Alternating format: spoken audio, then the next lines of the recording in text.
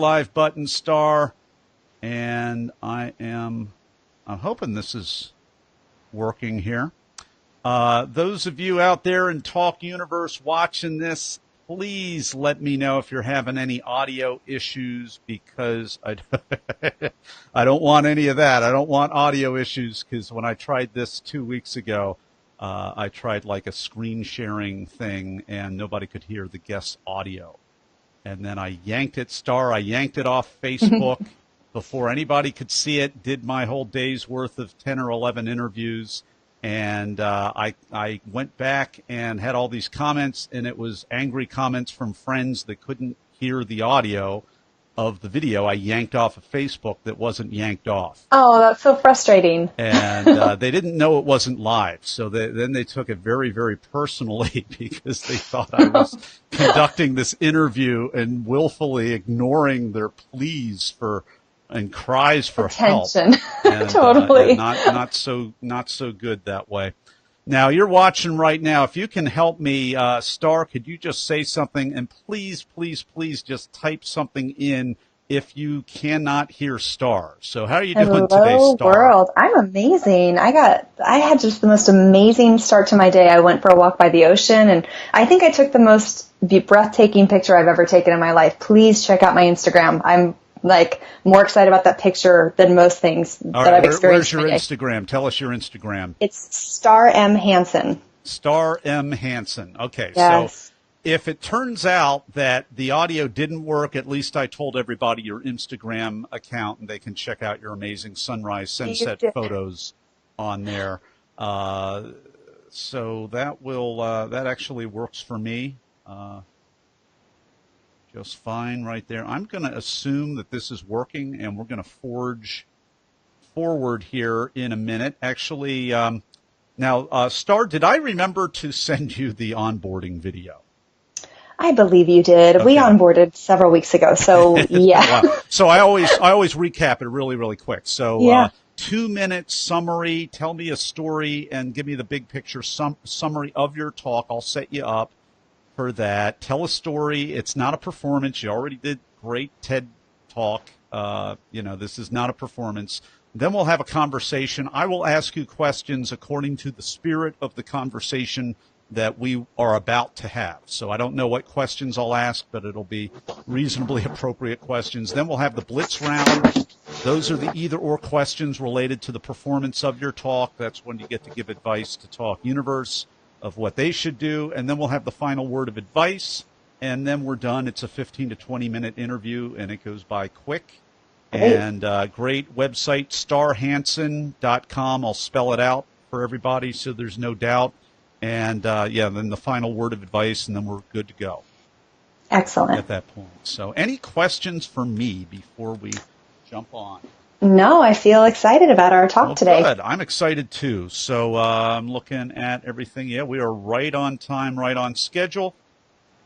Oh, I'm going to stretch just a little bit. You are my final interview of the day. I think there were 7 today, and 6 were able to show up, which is great. Oh, that's great. One person not feeling well, so not too bad. So this is good. And I think I was able to tag you in my little pre-show thing yesterday. If I wasn't able to do that, let me know so that we can humble brag. And do that. I don't think I got it. So okay. Yeah, that would be great. Okay. So LinkedIn and Facebook, if we're not connected, I try to do the tagging, and I post it out on my personal profile on Facebook. Just because it doesn't throttle me back and whatnot. So if you haven't friended me, and if you're comfortable doing that and you want the tag, then feel free to do that, and then I'll go back and tag you. I'm going to do another one of these things tomorrow where I can actually speak with intelligence about what all of the 17 people that I interviewed to actually, I think it's only 14 or 13 people, because a lot of people didn't make it yesterday, which is a little surprising. So just got to make my, actually it's Skype is what it is. So I got to make even more detailed notes for most of the people are big picture people like us and are not detail people. Still I will make even more detailed notes. Totally. And after that, I'll hire somebody to help me navigate all this stuff when I'm doing all this. So that is what I shall do. All right. So we're ready to go. Are you ready to go, Star? I'm ready. All right. Well, we are live in 3, 2. We are live with Star Hansen. Star, are you ready to talk? Bring it. Star Hansen is a certified professional organizer who helps people get their life in order by deconstructing their past to make space for their future. Star helps people fill their space with life, not stuff. Her approach has been featured on the Oprah Winfrey Network, her own, TLC, A&E, Style, HGTV, and the Tyra Banks Show. Star Hansen, welcome to the talk. Thank you so much for having me, Nathan. Your talk is called Listen to the Monster in the Closet, and you have given a truly transcendental TEDx talk. I mean, it's really, you're a professional organizer, you're the clutter whisperer, but it's not really about the clutter. It's about all the stuff in our life that we're trying to shove literally in the figurative closet. So that's why we can talk today, because up until about 3 weeks ago, the room adjacent to me right now was filled with all kinds of rubbish and junk and clutter. And I would have felt so self-conscious having this conversation, but it's really about all the figurative stuff that we're stuffing. So how were you able to give such a wonderfully philosophical talk that is yet so immediately relevant to each of our lives? Wow. Well, Nathan, thank you for that lead up. I feel like that was the nicest tee off I've ever gotten for the TEDx talk. That was amazing. Maybe the wordiest too. I ran out of I air, love it. I'll take that's it. how I feel about it. It's a great talk. That means so much to me, because my intention in my work and in my talk is to touch people. And by that, I mean, my intention is to remind you that there's nothing wrong with you, that there's nothing wrong with your clutter, that there's nothing wrong with being a work in progress. And that's really what I do. It's what I do and have done for the last 13 plus years with my clients. What I noticed when I started my business was that people had this clutter that they were incredibly self-conscious about. But I would look at their clutter and see possibility and this beautiful history. But the shame that they would feel would just drag them down, and they would stop seeing the beauty and the inspiration.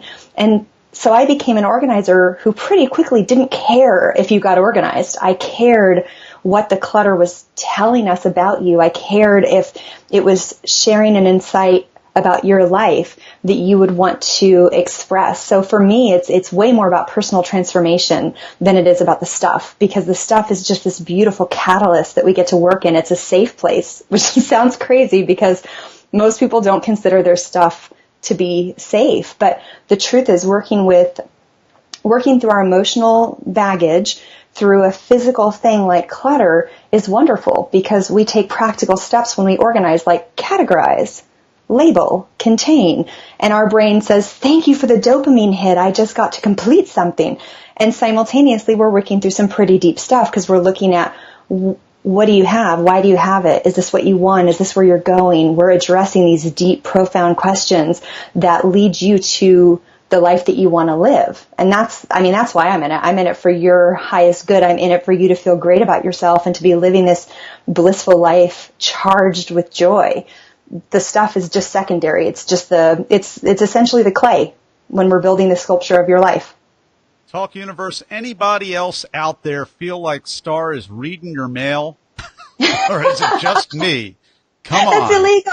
I'm not doing it, I promise. This is great. I mean, you're like describing my mindset, because all the, you start stuffing stuff. There really is a reason why we stuff, and it's all subconscious.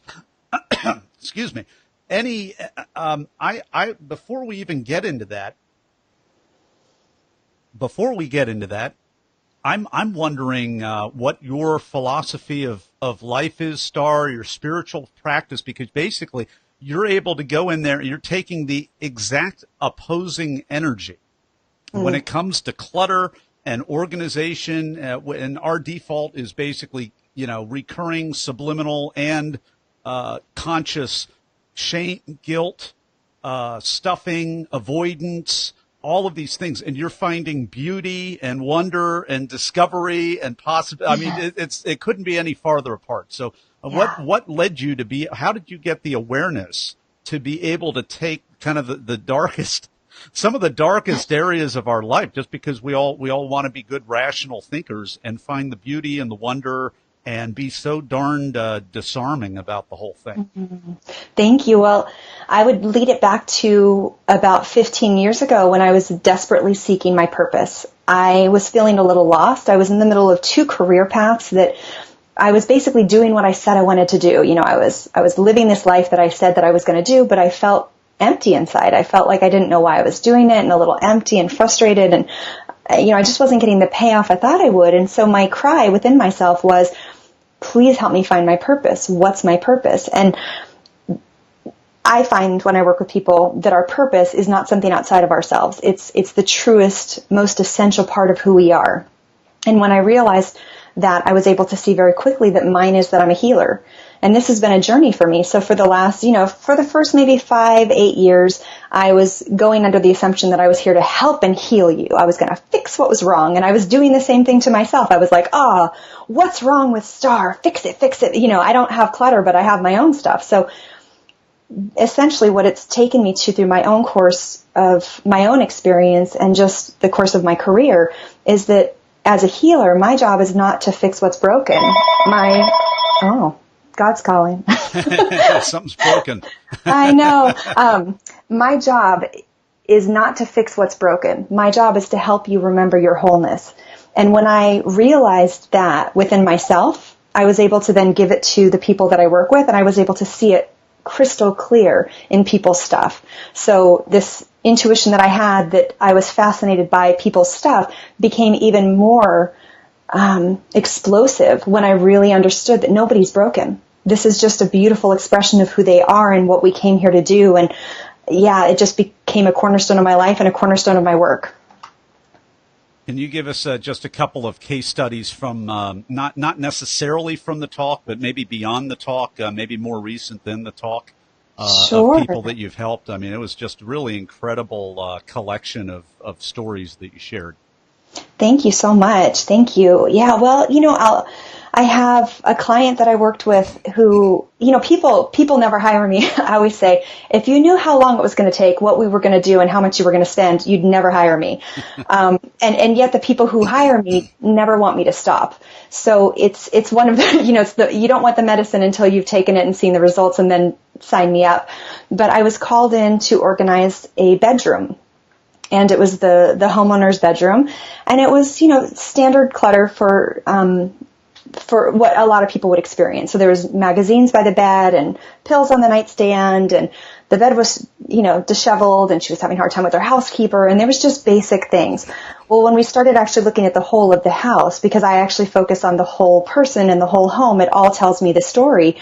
This was a beautiful woman who was an empty nester. And when she started having kids, she was so devoted to her kids. And then when they grew up and moved away, she didn't know who she was anymore.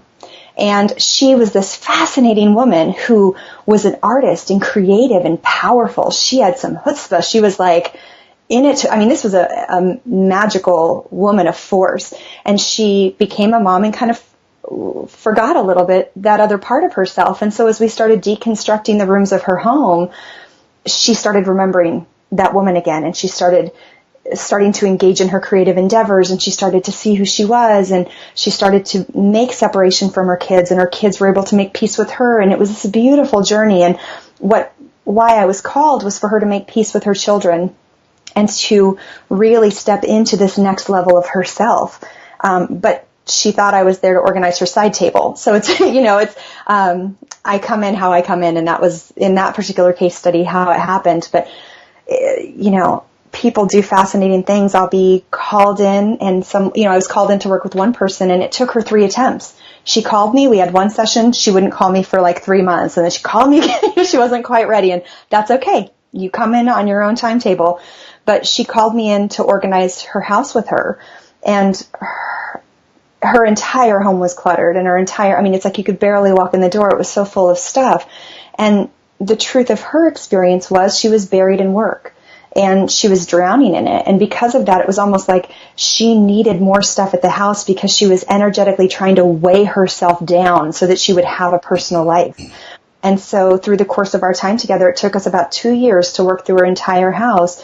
And we were able to free up her space. We were able to organize her at work. She actually ended up leaving her job, and she moved to this adorable farmhouse in the Northern Pacific, and she lives there, has 3 different entrepreneurial jobs that she loves and is passionate about that express her, and she just totally transformed her home. So yeah, it's never about the stuff. The stuff is just a beautiful catalyst that tells us a story that, if we listen, will guide us on an amazing adventure into discovering ourselves.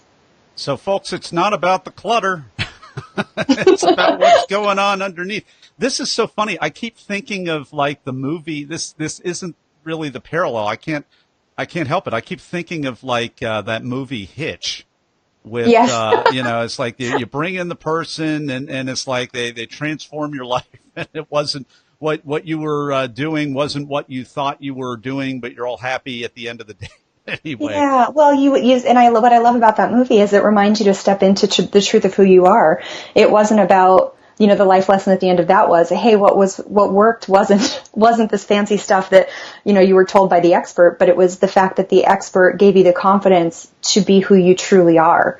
And that was the most loved part of those people, was the authentic part of themselves. And I find the exact same thing. The thing that feels most unlovable to people is often the thing that is cause for the greatest amount of love.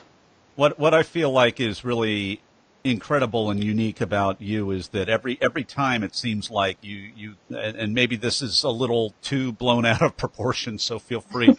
But it seems like a lot of the time you're able to not just do the job, best in class and certainly well beyond competently, but it's transformational. It's really transcendental. First of all, feel free to backpedal that if you wish to do that. But it seems like there's some really transformational stories. My question to you is how can other people be transformational in their consulting or their speaking or their, right now in their talk as well? Because we're talking with Talk Universe. They want to give that talk out of their own personal experience. So what's your advice for how you can not just give a great talk, a memorable talk, even a life-changing talk, but what about a transformational talk, taking that gold out of your life? Align with your purpose. TED is all about an idea worth spreading. And my idea worth spreading, at first it was actually Clutter Kills. And the curator was great. She was like, I love it. That's not new. And I was like, you're right. So we got to sit down and we really talked about what is it that I do? Because I have such a good girl living inside me who wants to give you what you need and like, am I doing it right? And I have to take a sledgehammer to that part of myself sometimes because she's not who helps people. The good girl doesn't help people.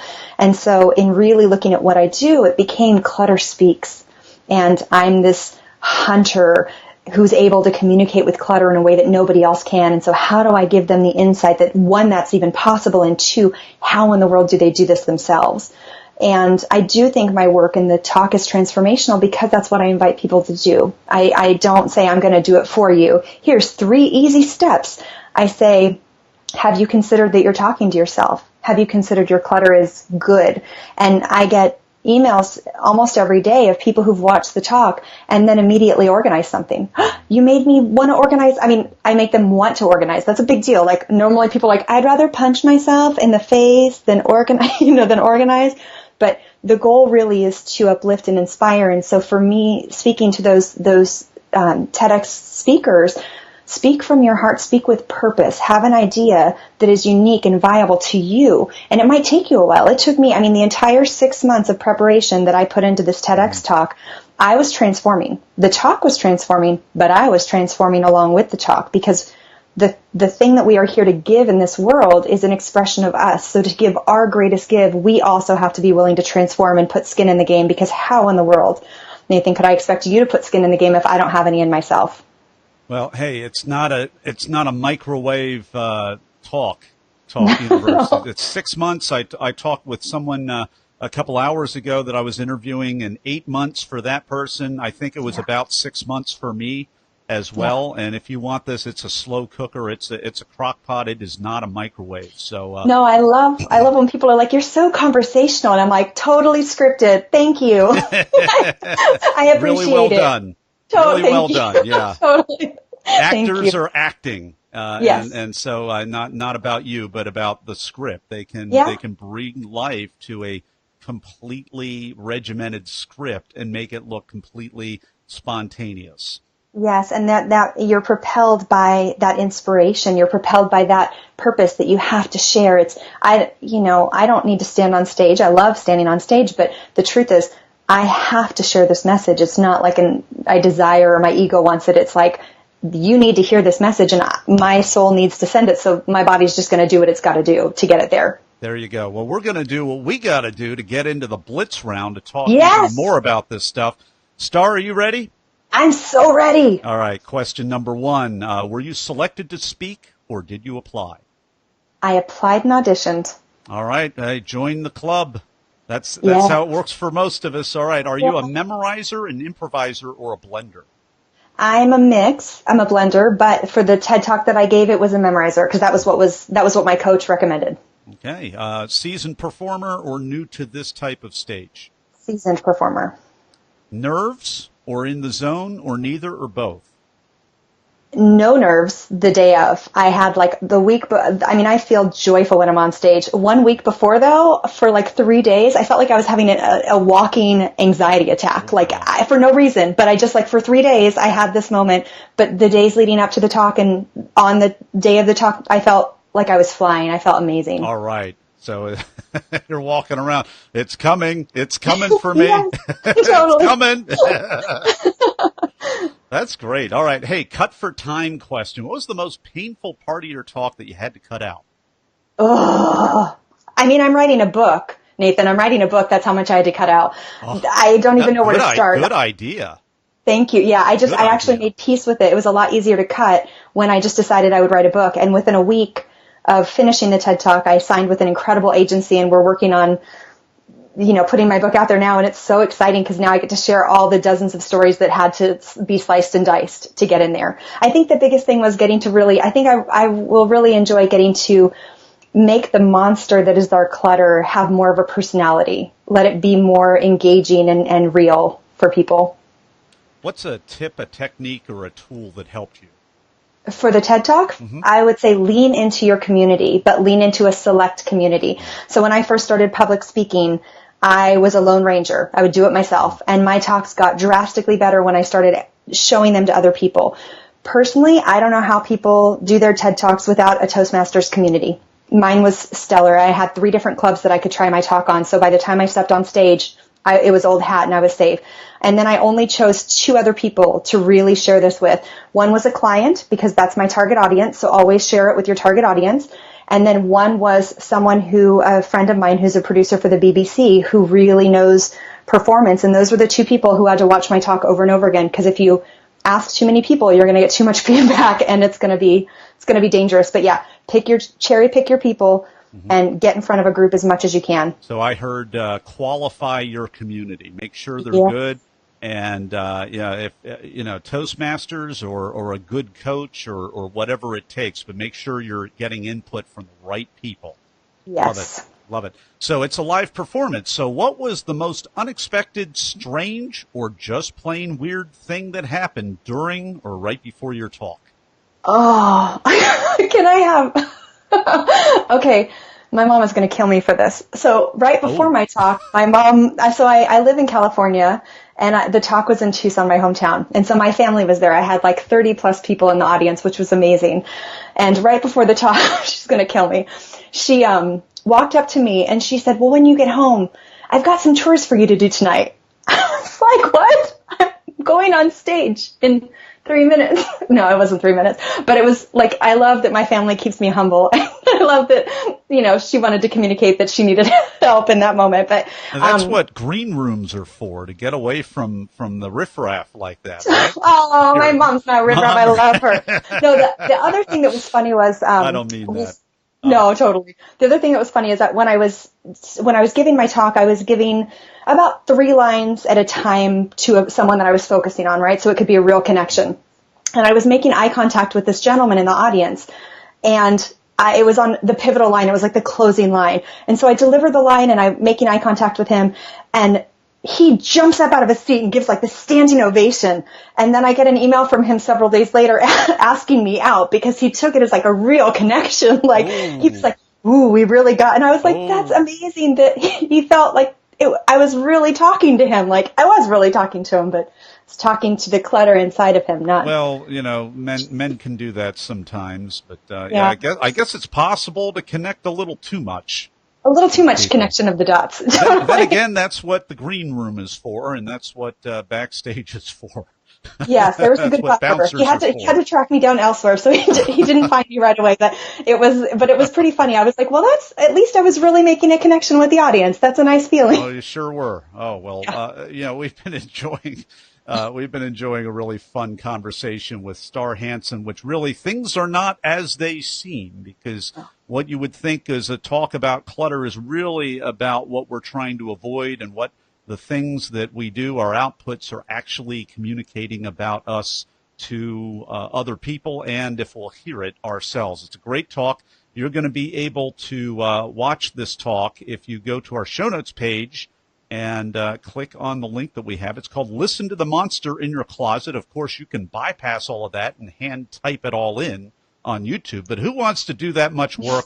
Just click the link that we've provided, as well as connect with Star in an appropriate way. Don't ask her out on a date or anything like that, but we have a second, speaking of inappropriate connections, make it an appropriate connection, and you can go over to starhansen.com, starhansen.com, HANSEN.com. Over to you, Star, with the final word of advice for Talk Universe. Fill your space with life, not stuff. I think it's so important to stop punishing yourself. It's so natural when you have clutter to punish yourself and make judgments. But instead, try to fill your life, not your space. Fill your life with the things that bring you true joy, because when you're in that joyful state, handling the clutter will not feel like a chore. It's going to feel like a loving act that's in service to your highest good and your happiness. So fill your life, fill your space with life and joy, not stuff. Star Hansen, thanks so much for coming on the talk today and sharing your wisdom with Talk Universe. Thank you so much for having me, Nathan. I had a great time with you today. All right, that's a wrap.